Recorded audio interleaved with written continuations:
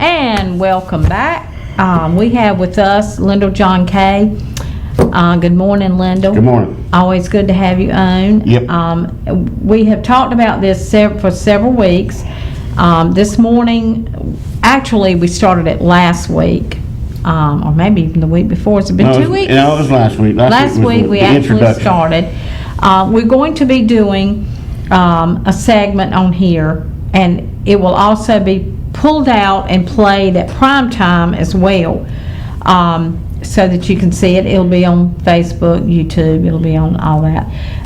Many platforms for you to view this. It's going to be called the K-Files. The K-Files, you remember, with the newspaper, and the newspaper's been kind enough to let us use the same name because these are files that Lyndall John Kay has accumulated over a period of time. He has the interest 20 years. 20 years, and you've got the interest of cold cases. You've worked cold cases, very knowledgeable. So we're so fortunate to have Lyndall on here joining us in this venture. Let me tack on right there. I had a couple of people ask me last week, if I thought I could do something that the police can't do, and no, that's not why we're here. Right. I'm not here to try to say that I can do anything better than the police do. I understand exactly the relationship between myself and law enforcement. Anybody that any police officer that I've ever worked with, they'll tell you that I'm pro law enforcement. Mm-hmm. Except for probably the couple of guys that I got arrested and a few I got fired. They probably didn't think that way. Detectives, investigators, they build cases to take to court. Right. And I tell stories. Right. And sometimes the stories help them build those cases. Right. And sometimes these stories draw people out that wouldn't normally talk to law enforcement. Right. But there's no confusion on my part as far as what they do and what I do. Yes. And here, I've been here since 2014 in the Twin Counties, and I can tell people that the way that I measure law enforcement leaders are how they look at old cases, right? Because there's always there's a certain amount of political heat to solving current cases, mm-hmm. right?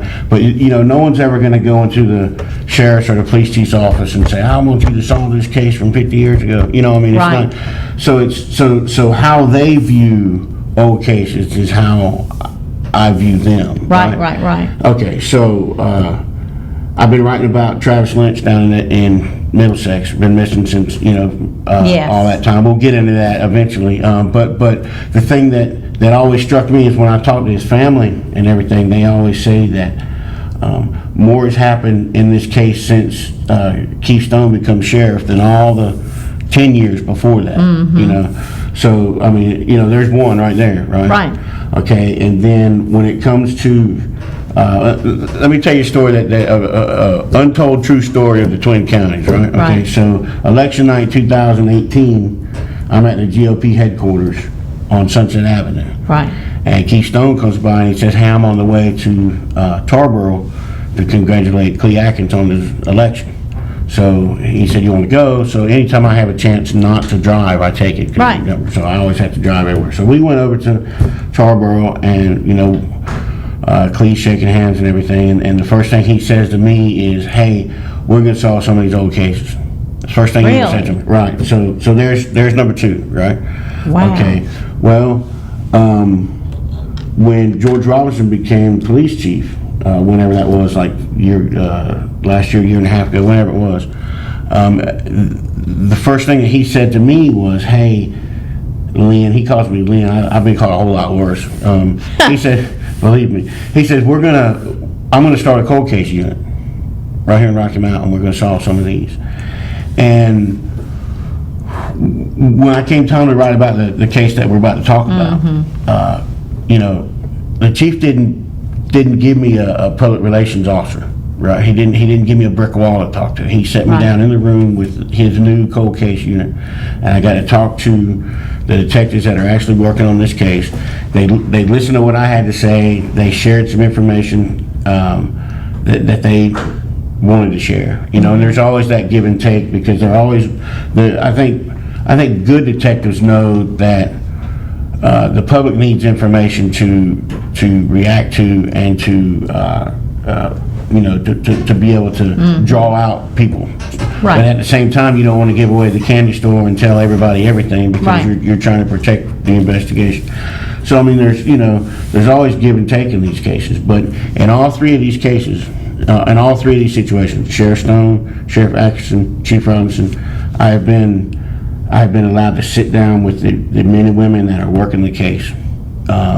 They've given me access to these people, and they've allowed me to communicate back and forth with them. Right. So that's, again, so if that's how I judge law enforcement, then I think here in the Twin Counties, between the two sheriffs and the new police chief, I think we're doing Well, pretty in good. order to be successful with this, you've got to have a good relationship. Everybody's got to work together. Everybody's got to pull together Right. for a common goal.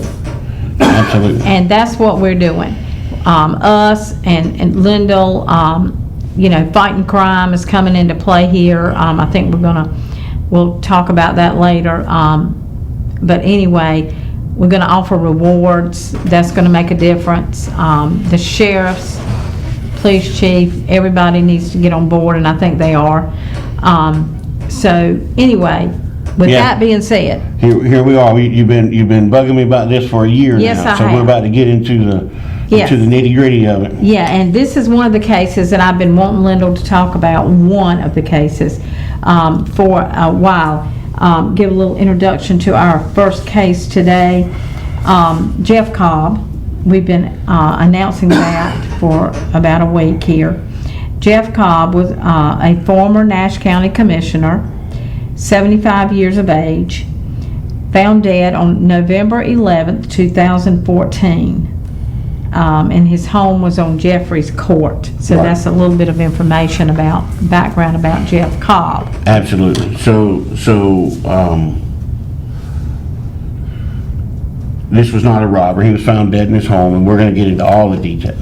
right? Okay. But this was not a robbery. Okay. The folks, whoever killed Mr. Cobb wasn't trying to steal his watch or his television or whatever. You know, they were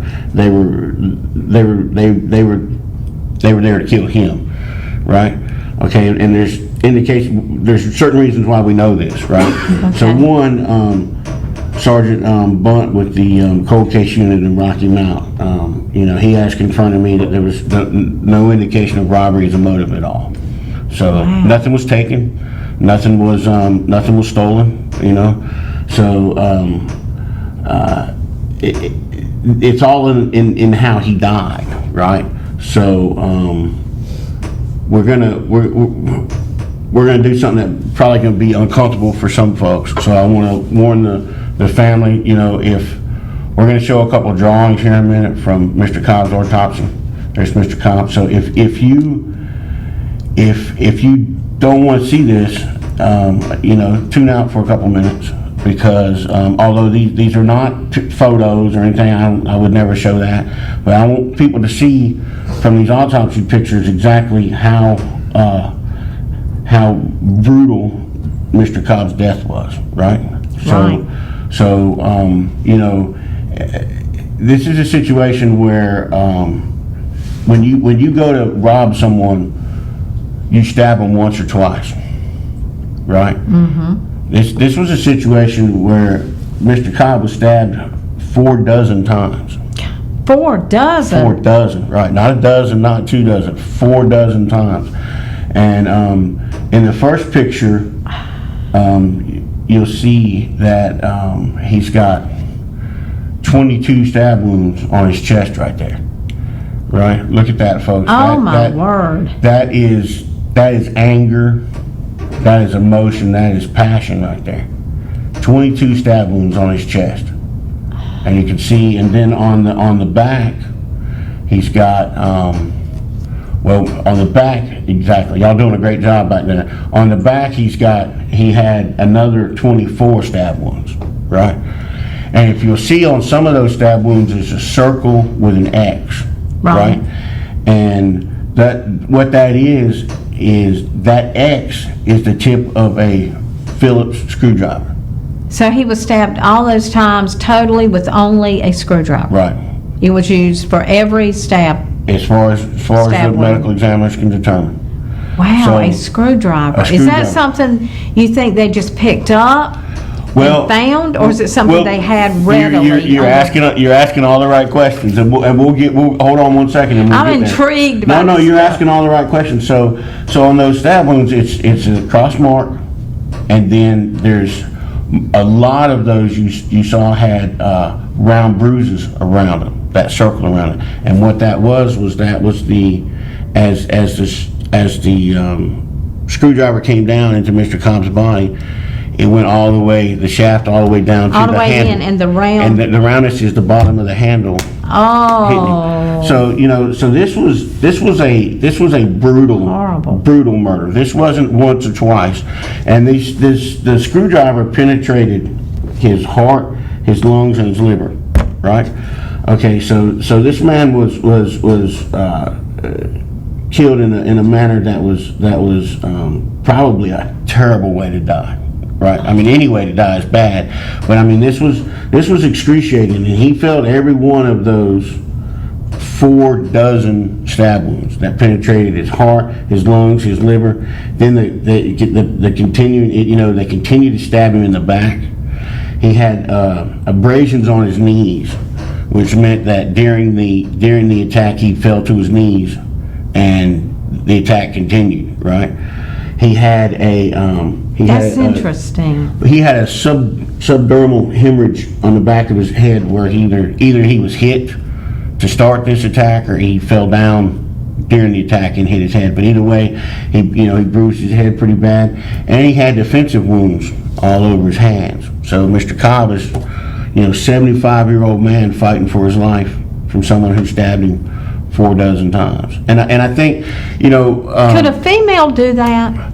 Could a female really, could he not? I think so. I think so. I mean, I think so because of his age, and because if they started in the back, really no way to really know, at least from with my level of experience, whether the attack started in the back. Maybe he could have been hit in the head, and then the attack starts on his back, and then, the front. I mean, we don't really know. But I mean, there is a question there as far as, who could have done this. And I think, you talked about the fact that a screwdriver was. Yeah, go back to the screwdriver. I'm still wanting to know about the screwdriver. Lieutenant Mosley with the Rocky Mount PD, when we had this conversation, he said that's a very unconventional weapon to use, right? People don't walk around with screwdrivers too. So questions that I have that they were hesitant to answer for the purpose of their investigation, which I completely understand and respect.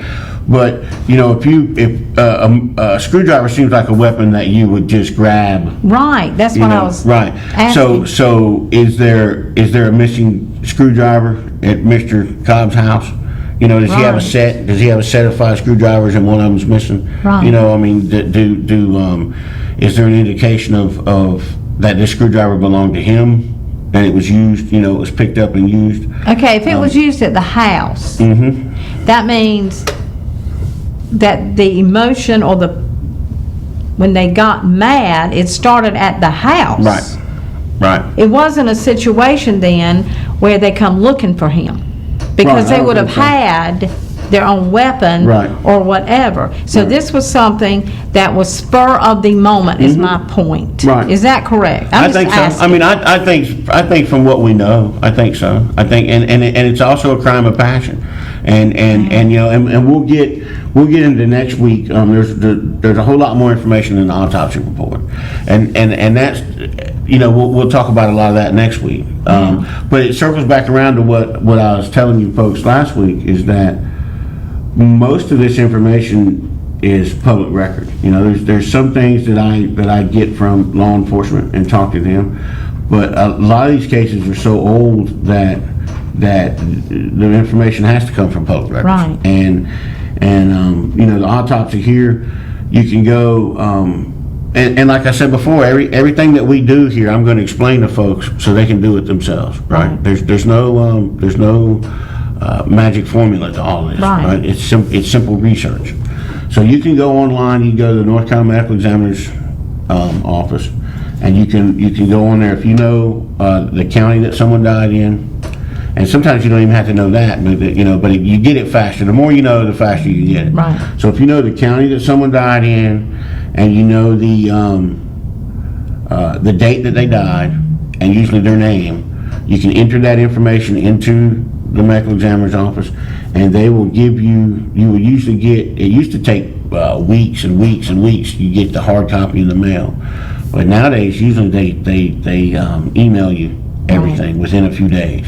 Now things have been a little bit slow because of the shutdown and all that stuff. But if there's somebody that you know that died and you want to know more about it, it's all public record. Folks can go right on the medical examiner's website, put in the name, get the information. Well, So- it's time to go. It's time to go. That was To quick, huh? break. Yeah, well, no, Not it's go, no. but to No, break. this is perfect because I want people to know that I wanted to talk about that and get the Yes. screwdriver out of the way and Yes. let people know exactly how horrible that Mr. Cobb's death was. Oh. And next week at this time, we're going to talk about the evidence that was left behind and what indicates why it may have been a woman and what led to that. Wow. Okay, we'll be right back. This is very intriguing.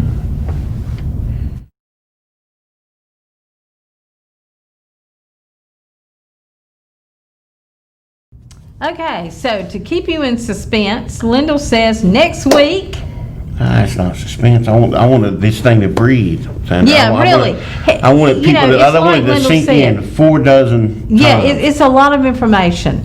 It's just a lot of information, and next week we will continue with Jeff Cobb. This is not all of Jeff Cobb.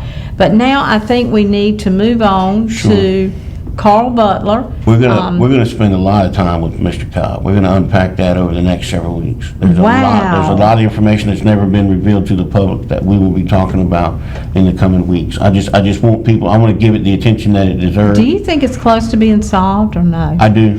You do? I do. Okay. And that is because of the formation of this new cold case unit. Right. It's one of the primary cases that they're working on. Right. And there's some DNA now involved. So yes, I do think we're going to get somewhere with that one. Okay. Let's talk about Carl Butler. Sure. Like we said last week. Let me find out where I'm at here. I got to keep these notes going. Okay. So. And I think we have his picture as well. We do. We have his picture? Yes, we Okay. do. Yep, we do. Okay, so I don't know. When we started last week, I knew absolutely nothing about Mr. Butler, and this is the segment where I want to kind of have a learning process with the audience. Right? Okay. I want to show them how I do things, so they'll see that how this is done and the process that I go through every time. Right. So Mr. Butler was, like I said, when we started this last week. All that I have was this missing persons poster from the police department, right? I got that offline. Now, how new is that? What's the date, Linda, that this happened? Oh, this happened in 2005. Okay. So so then I went to NamUs, which is another website just like the medical examiner's office that has a lot of information on us, the National Missing Persons Unidentified, whatever. So just type in. I got dyslexia, so I got to go really slow when I'm dealing with numbers and letters. Okay. NAMUS. Type that into Google. It'll go to it. It's got a database of hundreds of thousands of missing persons and all that. You can search by county, by state, by city, by zip code. So you can by name. So you can find out if there's somebody that you want information on. You can Yes. find it. Okay. So what I did with Mr. Butler, like I said, I knew absolutely nothing about him. But I knew that the newspaper was going to have, the local paper, the Telegram was going to have something on Mr. Butler, right? They always do. So I went down to the library, and I think that I think we got a picture of what I found at the library. We may or may not. It doesn't really matter because there you go, perfect. God, these guys are on fire today, ain't they? Yeah. So, all right. So that's what I found at the library about Mr. Butler. So, having known nothing about Mr. Butler before, I now know a lot about Mr. Butler, just from this news article. Okay, so, in that news article, and I'm gonna tell people how to go do that themselves here in a second. But in that news article, we now know that, that Mr. Butler lived on Marley Drive, that's in the Meadowbrook neighborhood. Yes, it is. Okay, he had a surgery for a brain aneurysm just a few weeks prior to that. And he left his medication behind whenever he disappeared from his home. Okay, he had an eye patch at the time, and he had a feeding tube coming out of his stomach. Right, so this is not someone who's out and about traveling around. You know? Right. And so the police did they searched the neighborhood thinking that he wandered away. And Was this a Silver Alert Oh, thing? well, Did they do it the might Silver even Alert? it might even have predated Silver Alerts. I'm not sure Yeah, exactly what year they 2005 started. may have, but I mean, yeah. they looked. They did a search around the neighborhood Is to this try the to case see. where his wife packed up the car every day and went to a different? Yes, absolutely. She went to a different She certainly city did. every See, day. So you looking for remember his- things. Absolutely, Sandy. Yeah. Absolutely right. And that is what she did. She like you said, she'd pack the car up with posters, and she'd go to Wilmington and Raleigh and anywhere else, and she would distribute these posters. 'Cause she didn't know what else to do. I mean, Yeah. So that's what I found out about Mr. Butler in one visit to the library. I'm going to try to look up his wife and see if she's still around and what's going on. That with would be We'll interesting, figure that yes. out next week. Now, how people can look that up themselves, I have been using microfilm for years and years and years, and it used to be a process that was very complicated to do, and it was more than complicated, it was time consuming. Right. Because you had to go, I don't know how familiar people are with microfilm, but you put the little Right. film in the machine and you sit there and look for, and if you don't know exactly what day of the newspaper that you're looking for, it could take you, it's yeah. taken me Oh. days to find one article. But the good news is, last year, the Braswell Library took the entire Telegram, 100-something years worth of Telegram, and they put it on a computer database that it's an in-house database. You Right. can't access this from outside the library, but you can go to the library upstairs in the historical archive department, and you can go in there and you can sit down at one of these computers and you can type in Carl Butler, and it'll give you every newspaper article. And of course, folks, it's just like Google, you have to be specific. Yes. Because you're going to get every Carl and every Butler that's ever been in 100 years worth of newspapers. So I typed in Carl Butler and missing, and it came right up. Okay, I want to get into a minute your thought process. Okay, this gentleman had surgery for a brain aneurysm. He had tubes, so like you said, he couldn't have been but so mobile. So do you think he passed away somewhere just on his own because he left home? Or do you think it's foul play? I'm going to think foul play in this You situation. think foul play? And the reason why, of course, I don't know anything about it, but given the hundreds of missing persons cases that I've written about, Yes. maybe even thousands at this point. A lot of them end up at Myrtle Beach. A lot of them come back home. A lot of them weren't missing at all. They were at Walmart and nobody knew. But I think in this situation, given his medical condition and the fact that they have not found his body since 2005, so Why would you harm somebody like that? I don't know. I don't know the situation. I don't know. We're going to get there, but you're right. Why? That's the question that I have in almost all of these things. Is Yeah. why a human being would do this to another human being? I don't really know. You can understand, like the Jeff Cobb case, if somebody was angry or whatever, you can understand. You can't. You can understand it. There's no excuses for any of it. Where were you in 1999? But this poor man that had a surgery for brain aneurysm, and he's walking around and he's got tubes. Why? It's funny. There's another case up in Tarboro that we're going to talk about eventually, and it was almost the same situation. This was an older man. He was an Army vet, and he walked away from the nursing home, and he's never been found. How do you not find somebody? Exactly. So if you walk away and you die down the street or whatever, somebody's going to have found that body. Right. You know, I mean, the Meadowbrook area. I mean, Exactly. you know, Or you're going to see him wandering around your yard. exactly. Or you're So going to he's- see him on a street corner. Yeah, so he's somewhere. So I mean, the fact that usually, you know, not always, because I mean, there have been times when bodies have showed up in the woods, you know, Right. 20 years later or whatever. But I think if you haven't found the body within a short amount of time, and then especially Because every day just becomes more, right, absolutely, and then we're talking 15 years ago. So yeah. after 15 years, if he'd have, you know, let's say he fell in a ditch or something and the search crews just missed it.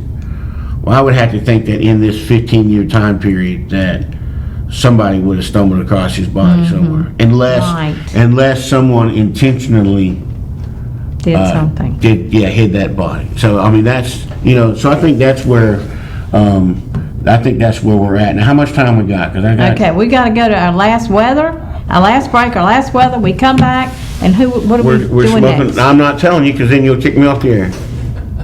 Oh, Lord, I don't know what this one is. I really don't. We'll be right back, right after this.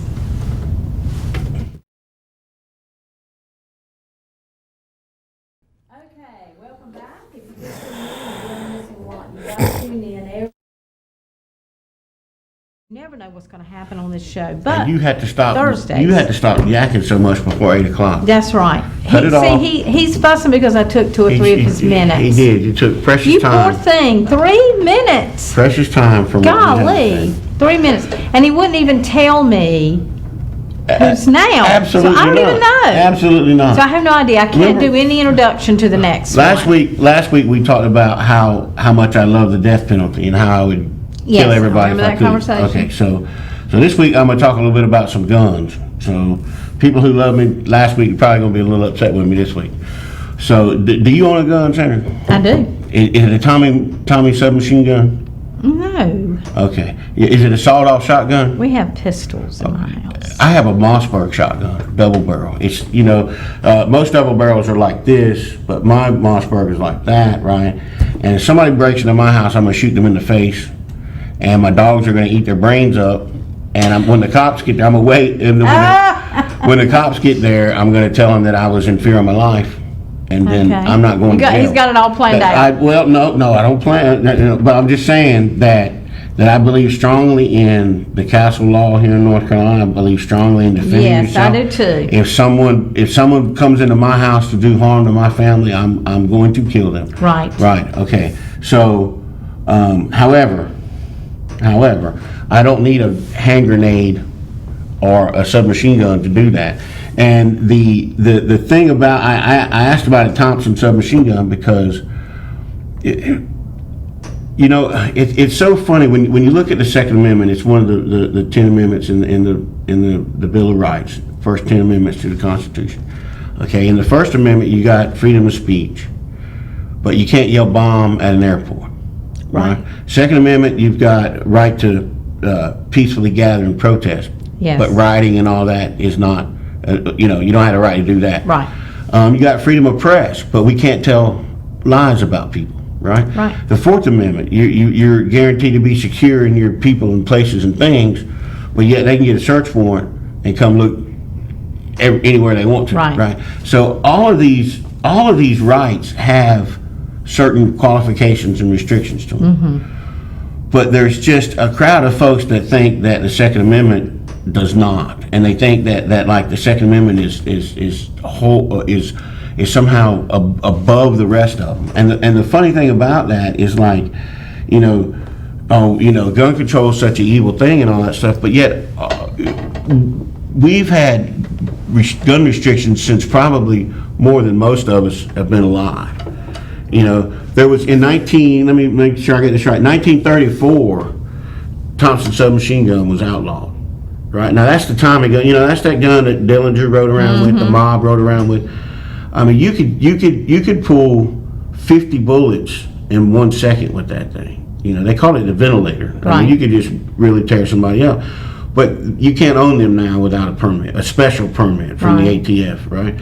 Okay, You can't buy a shotgun and saw it off so that its barrel is less than 18 inches long. Right. The reason for that is because you put that under your trench coat and you walk into a grocery store and it's sawed off. Like Leonard Skinner said about Saturday Night Specials. I mean, sawed off shotgun's made for one thing. Right. It ain't good for nothing else. That's It's made for one exactly thing. right. Okay, so then the other one is the silencer, right? You can't own a silencer in this country since 1934. It is illegal to own a suppressor without a permit. And all these things that collecting guns or whatever, any of these things that I'm talking about, you can go get the proper paperwork and all that stuff, and you can jump through the hoops and you can own these things as a collector. So no one's stopping anybody's right from collecting. But I think we're all a little bit safer that there's not Tommy submachine guns on the street, right? Okay. We're all a little bit safer that everybody doesn't own a silencer. I mean, Rocky Mount's got this shot spotter thing, Right. where if they hear a gunshot, Yes. the police can respond a lot faster than they can someone calling them on the phone. So a silencer, that would be a waste of time, right? Right. Okay, so I am, again, completely in support of the Second Amendment, right? We all have the right in this country to own firearms, right? Yes. But just like I can't walk into an airport, I can't go into a movie theater and scream fire, right? That's right. Some things people just shouldn't own, and I guess what I'm getting to is the new bumper stock thing. That guy in Las Vegas, he used a bumper stock to kill. Don't agree with me too much because you're gonna get some hate mail after this. But this guy in Las Vegas, he goes into the hotel room. He has a semi-automatic weapon. He uses this bumper stock to turn it into an automatic weapon. He kills 47 people or whatever. So the Second Amendment does guarantee our right to own firearms, and I support that completely. It does not protect things like silencers, sawed-off shotguns, and I think pretty soon, hopefully, bumper stocks, because things like that are, if somebody wants to own, all for it. I think if someone is a law-abiding citizen and they can pass the things that they, when you go to buy a gun, Right. I'm all for that. I'm in complete support of that. But it's not a carte blanche to just own any weapon of mass destruction that you want to. And I mean, hand grenades have been outlawed by, civilian use since the 60s. And it's funny about the NRA, this is the last thing I'll say about it, we'll move on to something else.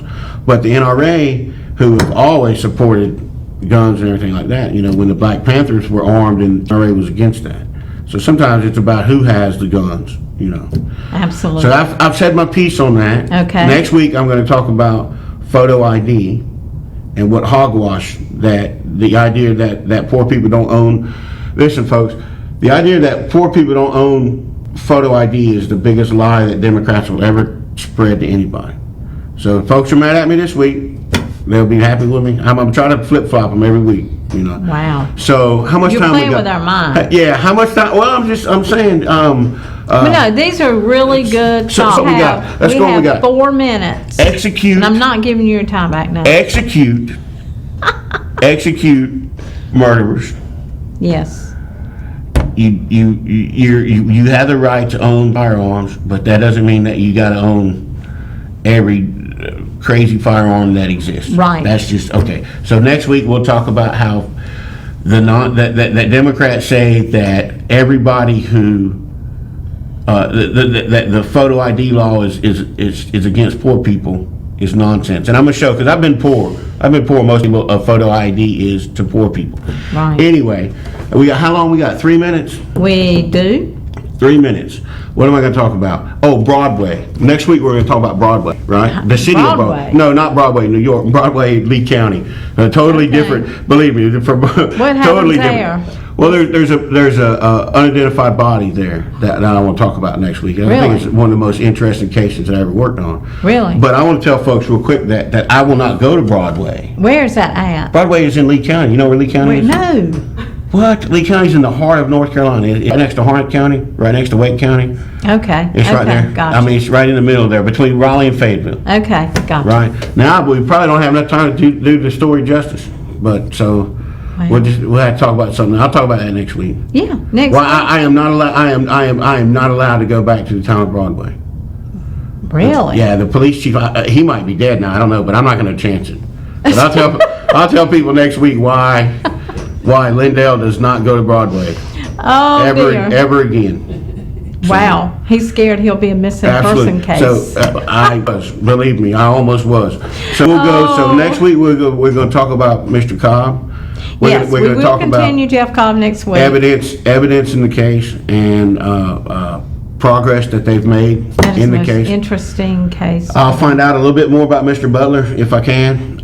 Yes. And we'll continue to. You're gonna try do to that. get in touch with his wife? And yes, and we'll continue to talk about how, public records help in all this stuff, that autopsies, death certificates, all that stuff, is public record, and people Yes. can get it, and people can, so we'll talk about how, I've used public records in my career to make a lot of changes, a lot, affect change in a lot of different areas. Right. So public records are important. Yes, they are important. Probably the most important thing that as a people that we have, except for guns, because guns are really important too. Right. How much time, we got 3 seconds? Well, we have 1 minute. 1 minute, what are we gonna talk A about whole for 1 minute. A whole minute. You know, I can talk about the monument, but then, About, I would be a missing person if I talk yeah, about the monument. you might We'll go save that. into the, Yeah, we I don't might wanna- be doing the missing persons on We don't you wanna talk by about the monument. myself. No, let's talk about we're gonna call this segment the K-Files. Right. We are having a meeting this morning, to talk about it. Let me see if Ooh, this. phone call. Yeah, let me see if this might be pertaining, I hope, to what we just talked about. Good morning. Good morning. Speaking of Broadway, Lindell, you are a rock star. I consider you what you did with your articles on City Hall and uncovering, really starting that up, a year or so ago. I consider you a rock star, and I ain't saying that because I'm Gwen's husband, and you know Gwen loves you. Oh, yeah, But yeah, absolutely. man, I appreciate what you did to uncover and turn stones, and what Sure. you continue to do. You keep on rocking. Well, man. I appreciate the compliments, sir. Rockstar, I don't know about, I mean, you're listening to this, you're watching on TV, right? I mean, not listening to it on radio, because I'm not. Well, I know y'all gotta go, so I'm not hey, much to look at. appreciate you. Yes, sir, thank you. Yeah, man. They made it easy at City Hall, let me say that. I mean, they didn't attempt to hide much of what they do, so. Yeah. I mean, I am a hell of an investigative reporter, but it didn't take much in that case. Wow. Okay, well, with that said, we'll see you next week for the K-Files, and we'll see you tomorrow morning on the morning show with Fred and Robbie to see what they have in store for trivia and all that. Friday's our laid-back day. We don't do any topics. We give people a day to breathe and to say happy birthday. Monday through Thursday. I work for a weekly paper now. Monday through Thursday is my laid-back days. Oh, okay. All right, well, with that being said, we're going to sign off now. Have a great day, everybody. Make it a great day. Linda will see you next Thursday at 8 o'clock. 8:03. 8:01 or 2. Right.